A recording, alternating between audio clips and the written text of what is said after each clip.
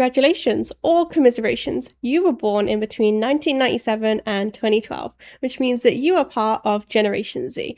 And as a certified member of Gen Z by birthright, I'm here to tell you that I know that it sucks, but I've started to reconceptualize what success looks like as a Gen Z person, where the milestones keep changing and where what defined success for the past all of human history is starting to be redefined.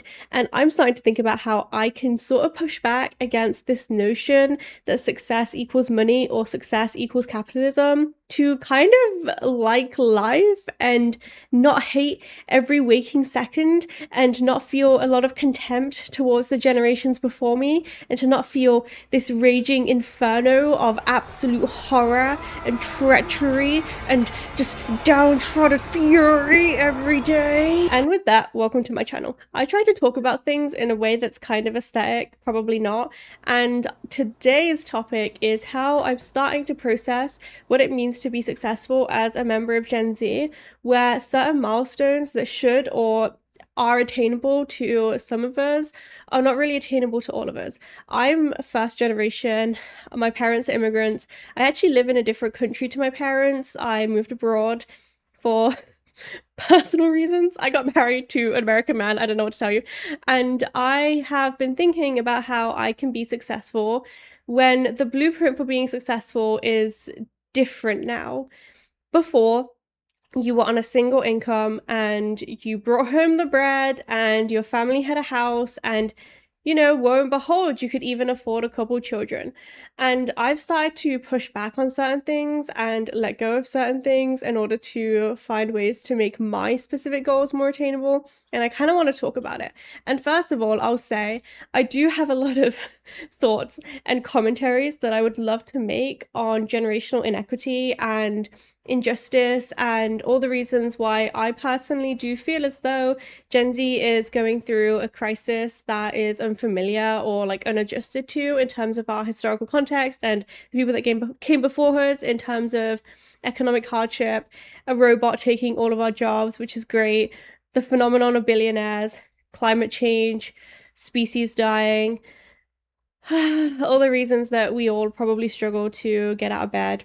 But within that context, that's not the type of video that I want to make, because I don't know how useful it is anymore to complain that people before us had it better or worse than us. I think the only thing that we can do is find ways to make this context and this world that we live in work for us. With that, one of the first and primary things that I'm doing is I'm redefining what success means. I realized recently that to me, success is usually defined as wealth, and it doesn't matter how I look at it.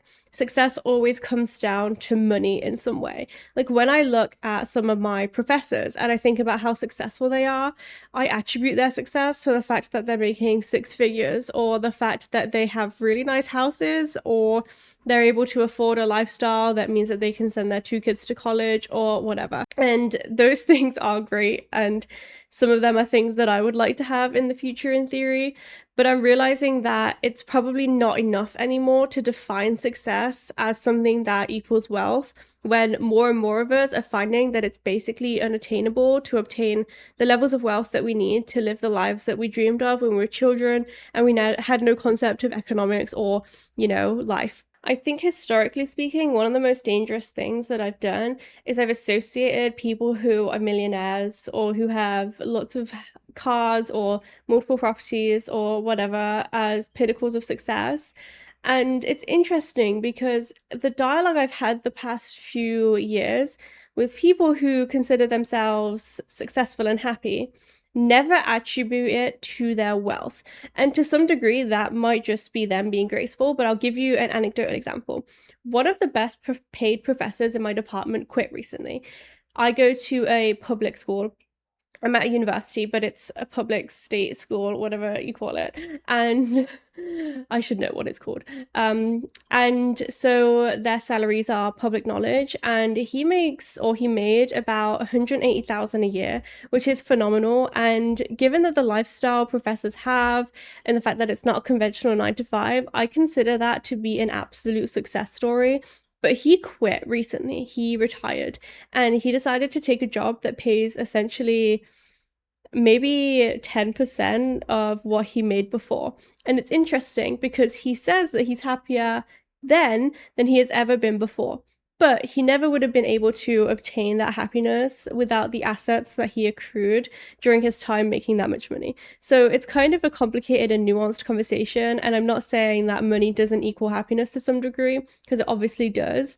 You know what I think about all the time?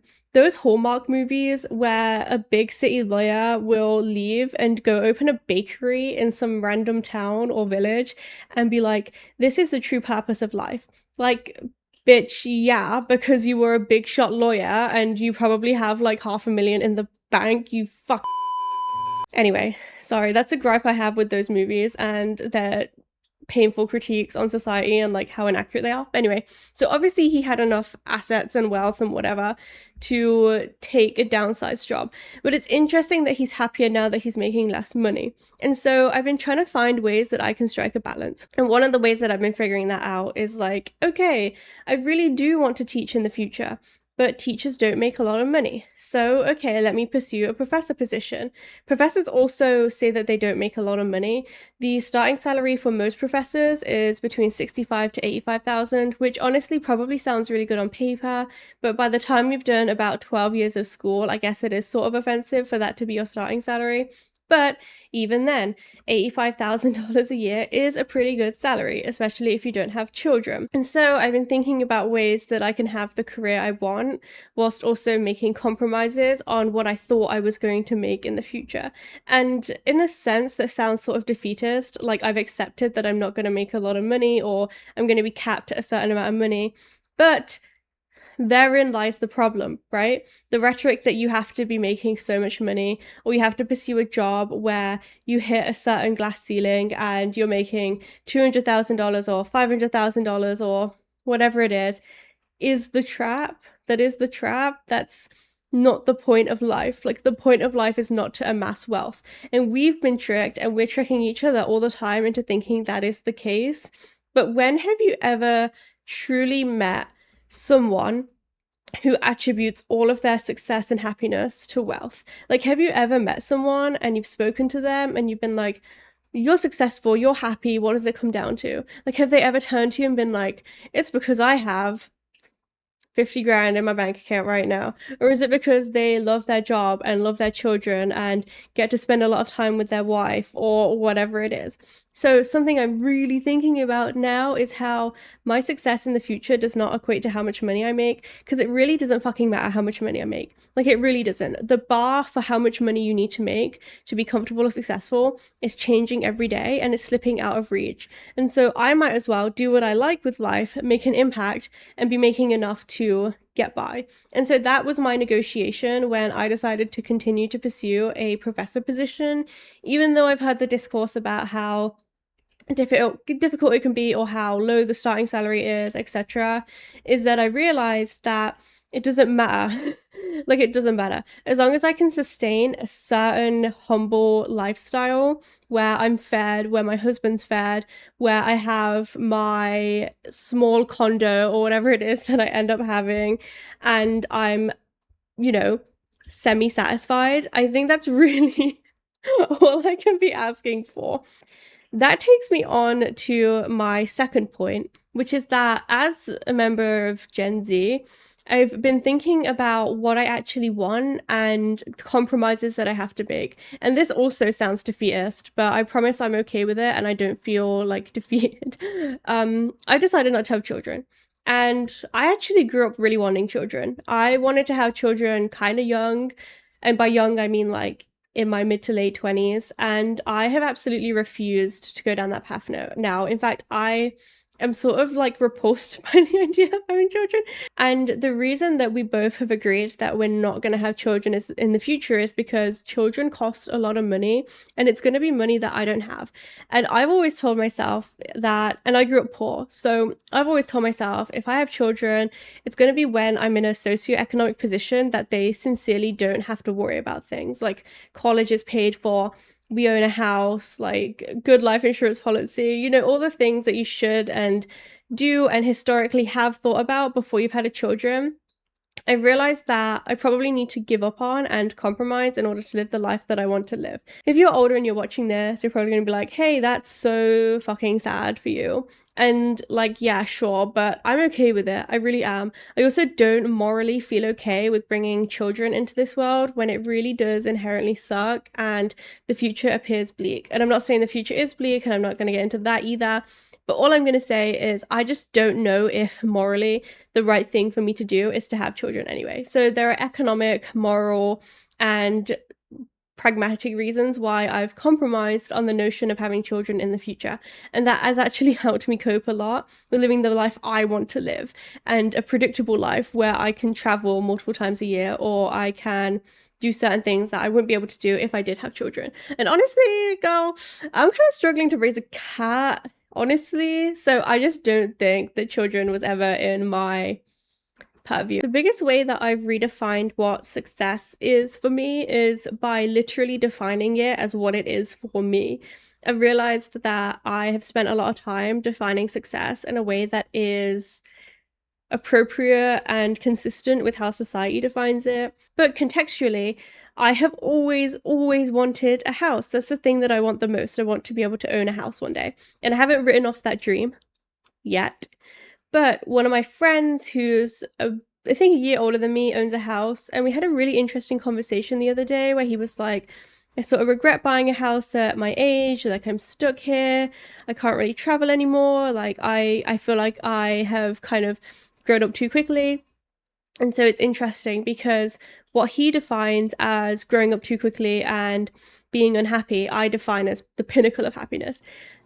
It just depends on what you want. And the biggest thing I'm realizing is that the more and more we progress through social and fiscal unpredictability, success needs to be defined differently for all of us to literally cope with everything that's coming and is becoming. And so for me, success is defined as me, my husband, and my cat in a small apartment and or house that we own. And I'm not talking big here. I'm talking like 2 bedrooms.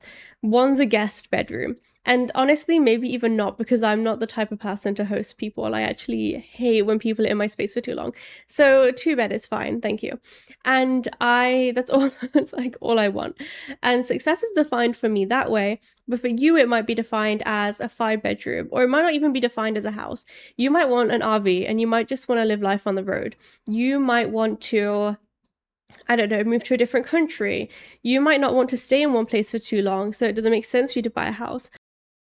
The healthiest thing for Gen Z to do is to redefine what success looks like and be very insular and personal about what success is, because it just doesn't look the same for all of us anymore. So redefining success as you go through life, the way that you want success to be, is probably the best thing that we can do, as opposed to deferring to what is socially or, economically sanctioned as the appropriate or right thing to do, or the way that we attribute or conceptualize success. Like, we just need to fuck around and make shit up and do what we want to do.